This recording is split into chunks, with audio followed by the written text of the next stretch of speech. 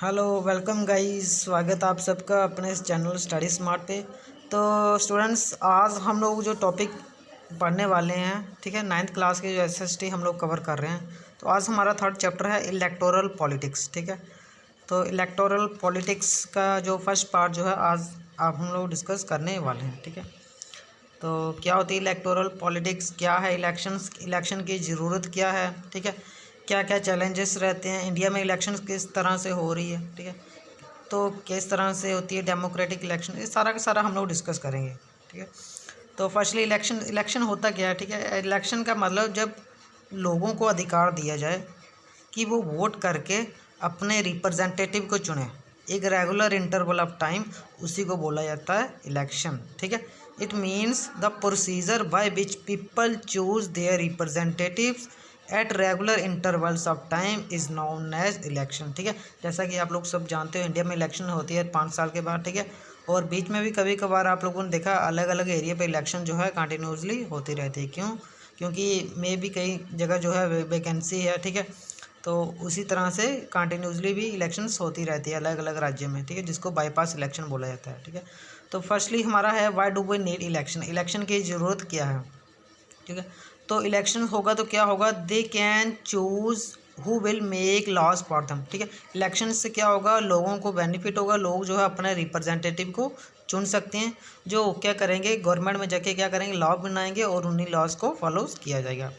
They can choose who will form the government and take major decision, यानी कि यही next step में यही लिखा हुआ है कि कौन गवर्नमेंट बनाएगा, ठीक है। पीपल जो है वोट करते हैं और मेजोरिटी पार्टी जो मेजोरिटी में आती है वो जीती है और वही जो है गवर्नमेंट चलाती है, ठीक है, और लोगों के बिहाफ पे डिसीजन लेती है। They can choose the party whose policies will guide the government and law making, ठीक है। तो लोग ऐसे इतनी किसी को चुनते, ठीक है, काफ़ी सारी पार्टीज़ होती है, पॉलिटिकल पार्टीज जब इलेक्शंस होती हैं, तो जो लोगों को अच्छा लगे कि ये वाली पार्टी जो है इनकी पॉलिसीज़ अच्छी है, ये हमारे भले के लिए अच्छा करेगी, ये हमारे देश के लिए अच्छा करेगी, हमारे देश का नाम रोशन करेगी, ठीक है, उसकी प्रोडक्शन जो है वो बढ़ाएगी, ठीक है। तो उसी को जो है लोग क्या करते हैं, उसी को वोट करते हैं और उसी को आगे जिताते हैं और वही पार्टी जाके गवर्नमेंट बनाती है, ठीक है। Elections are considered essential in our time for any representative democracy, democracy है तो इलेक्शन ज़रूरी है ताकि कंट्री जो है अच्छी तरह से लीड कर सके, ठीक है। What makes an election democratic, democracy है तो इलेक्शंस कैसे होते हैं, डेमोक्रेटिक कंट्री के इलेक्शंस कैसे होते हैं, ठीक है। तो यही हमारा जो टॉपिक है next, what makes an election democratic. तो firstly everyone should be able to choose, ठीक है। तो हर किसी को अधिकार होना चाहिए जो क्या कर सके, अपने रिप्रेजेंटेटिव को चुन सके, यानी कि एवरीवन। एवरीवन का मतलब ये नहीं कि छोटे से बच्चा भी जो है, बच्चे से लेके बूढ़े तक जो है हर एक बंदा जो वोट करे, नहीं। जो भी 18+ होगा, 18 साल जिसकी उम्र हो चुकी है, ठीक है, जिसके उसी को जो है वोट देने का अधिकार दिया जाता है, यानी कि यूनिवर्सल एडल्ट फ्रेंचाइजी का कंसेप्ट है डेमोक्रेसी के लिए, ठीक है। This means that everyone should have one vote and every vote have one value, ठीक है। हर एक कोई जो है जो 18+ है वो एक वोट डाल सकता है और उस वोट की एक वैल्यू होगी, एक वोट और उसकी एक वैल्यू, ठीक है। Secondly there should be something to choose from, ठीक है, कुछ होगा जिसमें से कुछ चुना, मतलब कि जैसे अलग अलग पार्टीज़ हैं, सारे जो है अपनी अपनी पॉलिसीज रखती हैं, तो उसमें से जो लोगों को अच्छा लगेगा, फ्री एंड फेयर कॉन्टेक्स्ट होता है, ठीक है, इलेक्शन। जिस पार्टी के लोगों को अच्छे विचार लगेंगे, ये पार्टी जो अच्छा है, ये आने वाले टाइम में हमारे लिए अच्छा करेगी, अच्छी पॉलिसीज़ बनाएगी, अच्छी तरह से डिसीजन मेकिंग लेगी, तो लोग जो है उन्हीं को आगे वोट करेंगे और उन्हीं को चुन के गवर्नमेंट में लेकर चलेंगे, ठीक है। नेक्स्ट है the choice should be offered at regular interval का मतलब है कि जैसे इंडिया में जो है हर 5 साल के बाद इलेक्शंस होती हैं। ये नहीं कि एक बार इलेक्शंस हुई फिर 10 साल 20 साल 15 साल के बाद जो है इलेक्शंस ही नहीं हो, ठीक है। तो ये ऐसा नहीं होना चाहिए, इलेक्शंस होनी चाहिए और बिल्कुल ही रेगुलर इंटरवल ऑफ टाइम, ठीक है। ये नहीं क्योंकि लोगों को क्या, अगर लोगों को अच्छा ना लग रहा कि ये पार्टी जो है अच्छा काम नहीं कर रही है, ठीक है, जिसके लिए लोगों ने उनको गद्दी पे बिठाया वो उस तरह का काम नहीं कर रहे, तो लोगों क्या करेंगे, नेक्स्ट लोगों के पास ऑप्शन होना चाहिए कि वो नेक्स्ट पार्टी को चूज़ कर सके, ठीक है। तो इसलिए इलेक्शन जो है वो रेगुलर इंटरवल ऑफ टाइम में होते रहते हैं, ठीक है। The candidate preferred by the people should be elected, तो वही कैंडिडेट इलेक्टेड माना जाएगा जिसको लोग चुनेंगे, ठीक है, जिसको मेजोरिटी या वोट जो मिलेगी, ठीक है। The election should be considered free and fair election, देखो ये तो सही है कि इलेक्शंस अगर हो रहे हैं तो फ्री एंड फेयर इलेक्शंस होने चाहिए, उसमें कोई भी जो घपलेबाजी नहीं होनी चाहिए, बिल्कुल ही साफ तरीके से इलेक्शंस होने चाहिए और अच्छे election as a free and fair, ठीक है। कोई भी डाटी टेक्निक जो है वो यूज़ नहीं होनी चाहिए, ठीक है। Is it good to have political competition. अभी पॉलिटिकल कंपटीशन का मतलब कि अलग अलग पार्टीज़ जो हैं उनके बीच में हमेशा होड़ लगी रहती है कि मैं जीतूंगा या मैं दूसरे को। हमेशा क्या करते हैं पॉलिटिकल पार्टीज़, क्या करती हैं अपने फ़ायदे के लिए कई बार लोगों को लालच देते हैं कि हमें जैसे भी हो हमें जीतना है। तो क्या ये पॉलिटिकल कंपटीशन जो है अच्छा है या बुरा है, ठीक है। तो ये हम लोग डिस्कस करने वाले हैं। इसमें पॉलिटिकल कंपटीशन के हम लोग मेरिट्स भी डिस्कस करेंगे और इसके डीमेरिट्स भी डिस्कस करेंगे। Election is all about political competition. तो जैसे आप लोग देखते हो किसी भी एग्ज़ाम के लिए तैयारी करनी है, ठीक है, तो कंपटीशन होता है आजकल। किसी भी जॉब को लेना तो काफ़ी सारे कंपटीशंस है, ठीक है, काफ़ी अच्छे से तैयारी करनी पड़ती है। उसी तरह से इलेक्शंस को अगर जीते हैं तो हर एक पॉलिटिकल पार्टीज़ भी जो है अपनी तरफ से काफ़ी प्रिपेयर रहती है, क्योंकि ये भी जो है एज ए कंपटीशन की तरह बन गया। तो पॉलिटिकल पार्टीज़ क्या करती है, लोगों को लुभाने के लिए अलग अलग लालच देती हैं, ठीक है। हम सत्ता में आएंगे तो हम ये करेंगे, हम वो करेंगे, हम किसानों का लोन माफ़ कर देंगे, ठीक है, हम ये स्कीम लगाएंगे, ठीक है। तो हर एक पॉलिटिकल पार्टीज में किसी पर्टिकुलर पॉलिटिकल पार्टी का सपोर्ट नहीं कर रहा हूँ या किसी को क्रिटिसाइज़ कर रहा हूँ, नहीं कर रहा हूँ, ठीक है। तो इलेक्शंस में जो आप लोगों ने देखा ये हमेशा होता रहता है।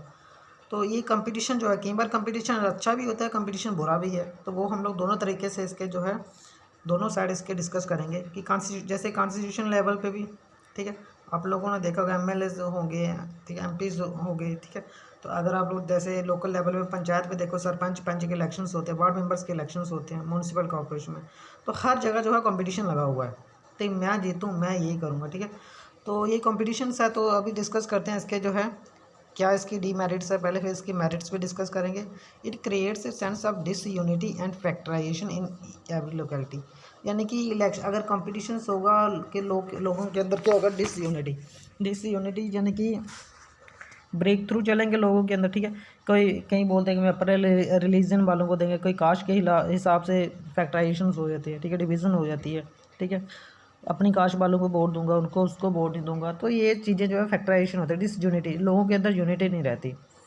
Parties and candidate use dirty tricks. तो पार्टीज क्या करते हैं, कैंडिडेट्स क्या करते हैं, किसी भी तरह से इलेक्शन जीतनी है इसके लिए जो चाहे मर्जी हो, ठीक है। डर्टी ट्रिक्स जैसे कि फॉर एग्जांपल बूथ कैप्चरिंग हो गया, ठीक है। आप लोगों ने फिल्मों में भी कई बार देखा होगा कि किस तरह से पार्टीज जो है इलेक्शन जीतने के लिए क्या क्या चीज़ें करती है। तो political competition is not necessary in such ideal world. कह रहा है कि इस आइडल वर्ल्ड जैसे इंडिया जैसी कंट्री में पॉलिटिकल कंपटीशन ज़रूरत नहीं है, ठीक है। लेकिन फिर भी कंपटीशन जो है हमेशा पार्टीज़ के अंदर रहता है, ठीक है। क्योंकि हर एक लीडर यही जो चाहता है कि मैं जो है अपना मेरा पॉलिटिकल कैरियर बनना चाहिए, जैसे मर्जी हो मुझे पावर ना छोड़नी पड़े, ठीक है। अगर सत्ता में कोई पार्टी आ गई तो वो हमेशा यही चाहती है कि मैं हमेशा सत्ता में ही रहूँ, मैं कभी भी अपनी जो है गद्दी जो है मैं ना छोड़ूँ, ठीक है। तो इसी को बोला जाता है पॉलिटिकल कंपटीशन। इसके लिए वो बाय हुक एंड क्रुक जो है वो हर एक कोशिश करती है पार्टी ताकि इलेक्शंस जीत सके। मेरिट्स के इलेक्टोरल कंपटीशंस के, तो regular electoral competition provide incentive to political parties and leaders. यानी कि अगर पॉलिटिकल पार्टीज में कंपटीशंस होगा तो वो लोगों के भले के लिए काम भी करेंगे। उनको लगना चाहिए कि अगर हम लोग काम नहीं करेंगे तो अगली बार जो है लोग हमें वोट नहीं करेंगे, ठीक है। वो लोगों के इश्यूज़ को हाईलाइट करेंगे, ठीक है। तो अपनी पॉपुलैरिटी के साथ साथ वो लोगों के लिए काम भी करेंगे ताकि नेक्स्ट टाइम भी जीत सकें। अगर इस टाइम जो है अगर पार्टी आई है सत्ता में, लोगों ने बिठाया है, अगर वो काम नहीं करेंगे तो नेक्स्ट टाइम लोग उनको वोट नहीं करेंगे और फोर्स करेंगे ताकि उसको बाहर जाना पड़े, ठीक है।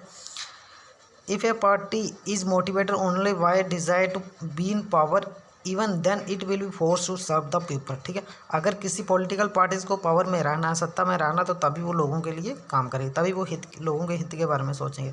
इसी तरह से पॉलिटिकल पार्टीज़ का सही जो मोटिव बाहर निकलता है, ठीक है। इलेक्टोरल कंपटीशन सा तो लोगों को चांस मिलेगा, वोटर्स को चांस मिलेगा कि वो अगर कोई 10 पार्टीज़ खड़ी हैं तो 10 में से जो बेस्ट मिलेगा लोगों को वही लोग जो है चुनेंगे, ठीक है। तो कंपटीशन ज़रूरी भी है और मेरिट्स भी है, डीमेरिट्स भी है, ठीक है, दोनों ही तरफ से है ये। इलेक्शन सिस्टम इन इंडिया के अंदर इलेक्शन सिस्टम कैसा है, जैसे आप लोग जानते हो लोकसभा के इलेक्शन होते हैं, राज्यसभा हो गया, ठीक है, लेजिस्लेटिव असेंबली, लेजिस्लेटिव काउंसिल जो है, ठीक है, विधान परिषद। तो इनके इलेक्शन जो है टाइम टू टाइम जो इलेक्शंस होते हैं, इंडिया के अंदर हर 5 साल के बाद, ठीक है। हर 5 साल के बाद जो भी इलेक्टेड रिप्रेजेंटेटिव है उसको डिज़ोल्व होनी पड़ती है। हर एक पार्लियामेंट जो है वो 5 साल के बाद जो है वो डिज़ोल्व हो जाती है, ठीक है। लोकसभा, राज्यसभा जिसको आप लोग बोलते हो, लोअर हाउस, अपर हाउस जो है, ठीक है।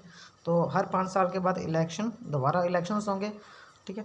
तो उसको बोला, वो होते हैं जनरल इलेक्शन, ठीक है। कई बार क्या होता है इलेक्शंस एक ही टाइम पे हो रहे हैं एक ही जगह पर, लेकिन कई बार क्या होता है कि कंटिन्यूसली इलेक्शंस होते रहते हैं, या किसी मिनिस्टर ने रिज़ाइन कर दिया, किसी मिनिस्टर की डेथ हो गई, ठीक है, या किसी और किसी पर्टिकुलर वजह से, तो उस तरह से भी यानी कि वो जो कॉन्स्टिट्यूंसी जो है वो वेकेंट होगी, तो उस सीट को फिल करने के लिए क्या किया जाता है, दोबारा इलेक्शन किए जाते हैं। उस तरह के इलेक्शन को बोला जाता है बाईपास इलेक्शन, यानी कि ठीक है, अगर कोई पर्टिकुलर सीट खाली है तो उसको 6 महीने के अंदर जो है उसको फिल करना है, तो इसको बोला जाता है बाईपास इलेक्शन, ठीक है। इलेक्टोरल कॉन्स्टिट्यूंसीज, जैसे आप लोगों ने सुना होगा कि हमारे इलाके का एमएलए, ठीक है, हमारे एमपीज़ जो हैं, ठीक है, हमारे एरिया के, तो वो एरिया यानी कि एक पर्टिकुलर एरिया होता है जिसको बोला जाता है कॉन्स्टिट्यूंसी, ठीक है। In our country we follow an area based on the system of representation. The country is divided into different areas for the purpose of election, क्योंकि इतना बड़ा देश है, इतनी डाइवर्सिटी है इंडिया, इतना बड़ा जो है लार्ज कंट्री है जो है, तो ये छोटे छोटे पार्ट्स में, छोटी छोटी कॉन्स्टिट्यूंसी में डिवाइड है, ठीक है। और वहाँ के वोटर्स जो हैं, उस पर्टिकुलर कॉन्स्टिट्यूंसी के जो वोटर हैं, वो ही वहाँ पे जो भी कैंडिडेट खड़ा है उसी को वोट करेंगे, ठीक है, और उसी को जिताएंगे, उसी को एज ए रिप्रेजेंटेटिव चुनेंगे। जैसे लोकसभा के लिए कितनी सीटें हैं, 543 सीटें हैं, ठीक है, 543 कॉन्स्टिट्यूंसी जिसको आप लोग बोल सकते हो, ठीक है। जिसमें क्या होता है, हमारे एमपीज़ होते हैं, मेंबर ऑफ पार्लियामेंट, उसी तरह से जो मेंबर ऑफ लेजिस्लेटिव असेंबली जो एमएलए होते हैं लेजिस्लेटिव काउंसिल के अंदर, ठीक है। सेम केस होता है पंचायत और म्यूनसिपैलिटी। पंचायत में भी क्या होता है, जो हमारे सरपंच बनते हैं, पंच बनते हैं, ठीक है। और म्यूनसिपैलिटी कॉरपोरेशंस में क्या होता है, जिसमें वार्ड मेंबर्स वगैरह बनते हैं, ठीक है। उसके बाद रिजर्व कॉन्स्टिट्यूंसी। रिजर्व कॉन्स्टिट्यूंसी का मतलब है कि कुछ सीटें जो है कॉन्स्टिट्यूंसी के अंदर जो है, कुछ सीटें जो है एससी एसटी और ओबीसी के लिए रिजर्व रहती हैं, ठीक है। और 1/3 जो है, 1/3 सीट जो है वो लोकल बॉडीज यानी कि वुमेंस के लिए भी रिजर्व रहेगी, उसी को बोला जाता है रिजर्व कॉन्स्टिट्यूंसी, ठीक है। तो ये बड़ा अच्छा कंसेप्ट था, जब कॉन्स्टिट्यूशन बन रहा था तो इक्वालिटी होनी चाहिए, हर एक लोगों को समान अधिकार दिए जाने चाहिए, ठीक है। तो इसके अंदर जो है, जो बाबा साहब भीमराव अम्बेडकर जो है, उन्होंने काफ़ी अपना रोल जो है कंट्रीब्यूशन दिया हुआ है कि हर एक पर्सन को, ताकि कोई भी जो है पिछड़ा वर्ग अपने आप को ये नहीं समझे कि मुझे जो है वो पार्टिसिपेशन नहीं मिल रही। इसी तरह से उन्होंने एससी हो गए, पहले एससी और एसटी को ही रिजर्वेशन दी, ठीक है।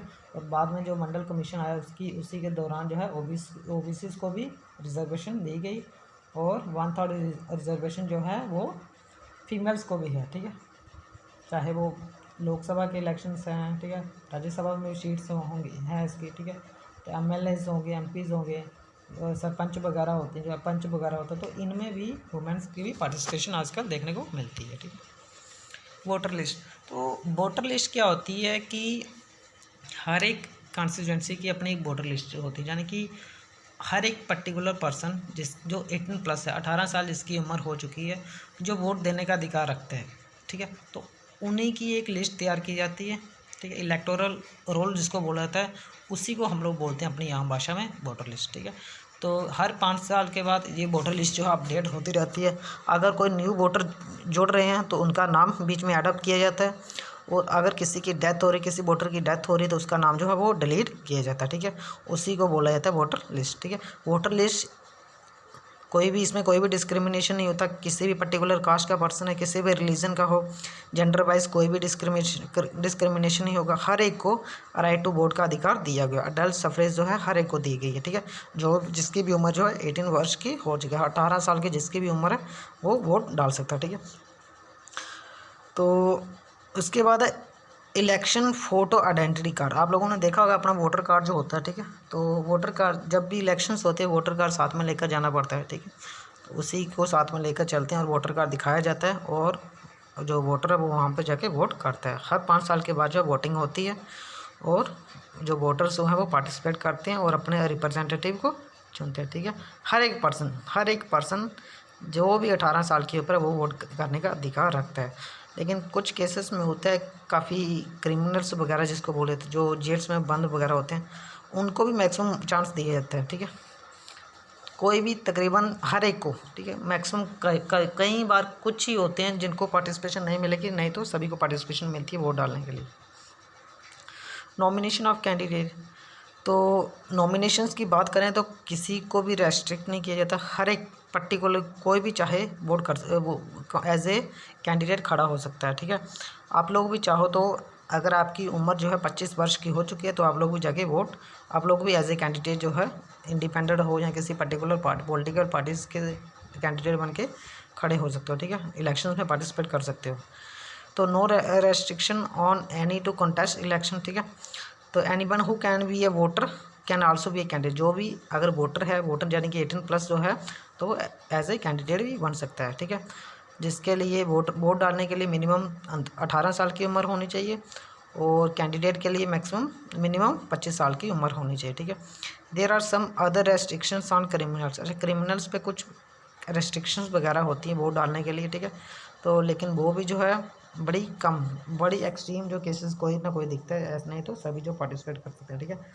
तो पॉलिटिकल पार्टीज़ क्या करती है, अपने कैंडिडेट्स को नॉमिनेट करती हैं अपनी पार्टीज़ की तरफ से, उनको सिंबल प्रोवाइड किया जाता है, ठीक है।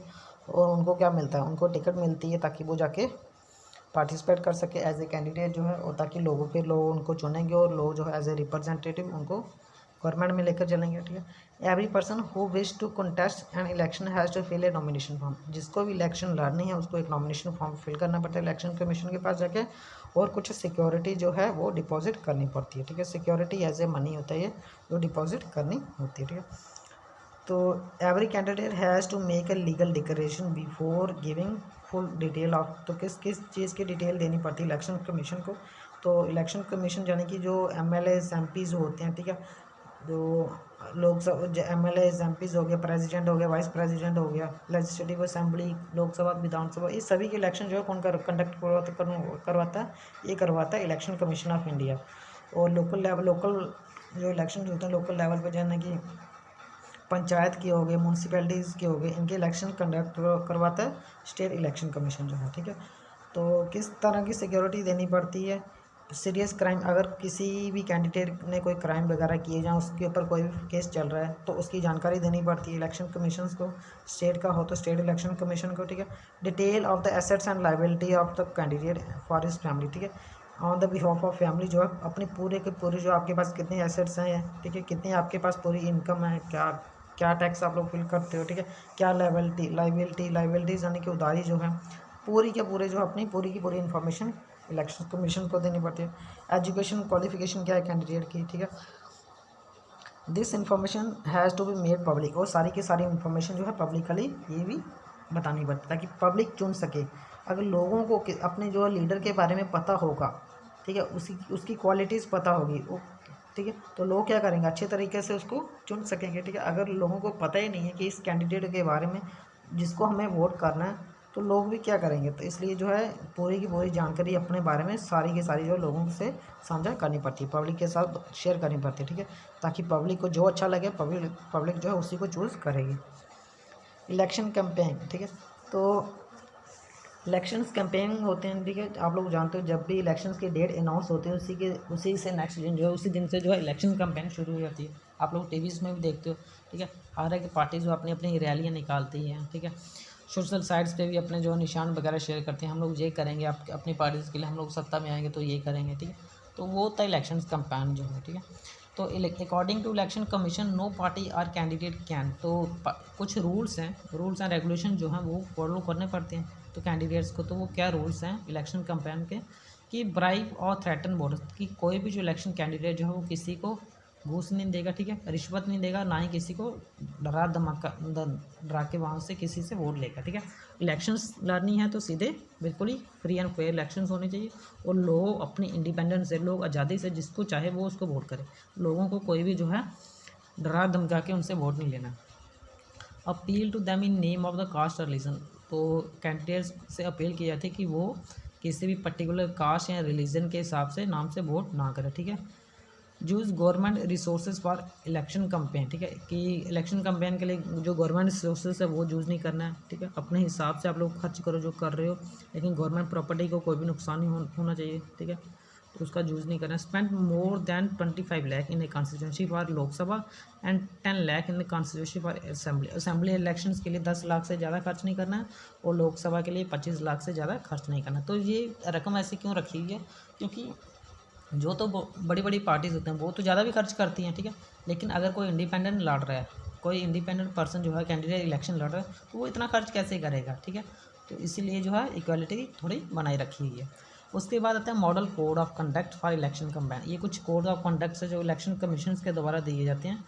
तो वो क्या क्या है, according to this no party और candidate can use any place of worship for election propaganda. अपने इलेक्शंस के लिए कोई भी जो है कोई भी धार्मिक जगह जो है वो यूज़ नहीं करेगा, ठीक है। कोई भी पॉलिटिकल पार्टी धार्मिक जगह यूज़ नहीं करेगा अपनी इलेक्शन कैंपेन के लिए, अपनी पॉपुलैरिटी के लिए। यूज़ गवर्नमेंट व्हीकल्स हो गए, एयरक्राफ्ट्स हो गए। ऑफिशियल इलेक्शन जो है गवर्नमेंट चीज़ जो है प्रॉपर्टी कोई भी यूज़ नहीं करनी अपनी इलेक्शन कैंपेन के लिए, ठीक है। Once elections are announce minister shall not lay foundation stone for any projects, ठीक है, बिग पॉलिसीज, ठीक है। अगर इलेक्शंस कैंपेन जब जो भी ऐलान हो गया इलेक्शंस का, तो जो भी इलेक्शन पॉलिसी पार्टीज जो इलेक्शन में है, जो कि सत्ता में है अभी, वो कोई भी बड़ी बड़ी पॉलिसीज लॉन्च नहीं करेगी, ठीक है, अपने बेनिफिट्स के लिए, जो कि पार्टी जो है करती है, ठीक है। कोई भी नई चीज़ की नींव नहीं रखनी है, कोई भी स्टोन नहीं रखना किसी चीज़ का, ठीक है। कोई भी प्रोमिस नहीं करना है, जो कि ऐसे आप लोगों ने सुना होगा पॉलिटिकल पार्टीज़ क्या करती है, अभी इलेक्शन आए तो लोग बोलते हैं, पार्टीज़ बोलते हैं हम जीतेंगे तो हम ये करेंगे, हम लोगों का लोन माफ़ कर देंगे, किसानों को अच्छी प्रोडक्शन दी जाएगी, अच्छे बीज दिए जाएंगे, ठीक है। हम किसानों को हर महीने 7,000 देंगे, ठीक है। तो ये चीज़ें जो क्या करती है पॉलिटिकल पार्टी, लोगों को लुभाने के लिए ये चीज़ें करती है, ठीक है, जो कि मॉडल कोड ऑफ कंडक्ट के खिलाफ है, ठीक है। ऐसी चीज़ें नहीं होनी चाहिए, ठीक है। तो स्टूडेंट्स ये था हमारा आज का टॉपिक, ठीक है। तो इलेक्टोरल पॉलिटिक्स जो हम लोग कर रहे थे, तो इसका जो है फर्स्ट पार्ट ख़त्म हो गया। इसका एक पार्ट रहता है जिसमें जस्ट 10-15 मिनट का ही होगा, तो वो मैं नेक्स्ट पार्ट शेयर करूँगा, उसको भी आप लोग देख लेना, ठीक है। तो अगर कोई भी क्वेश्चंस वगैरह, कोई भी डाउट वगैरह हो तो आप लोग कमेंट करके बता सकते हो, ठीक है। Okay, thank you guys.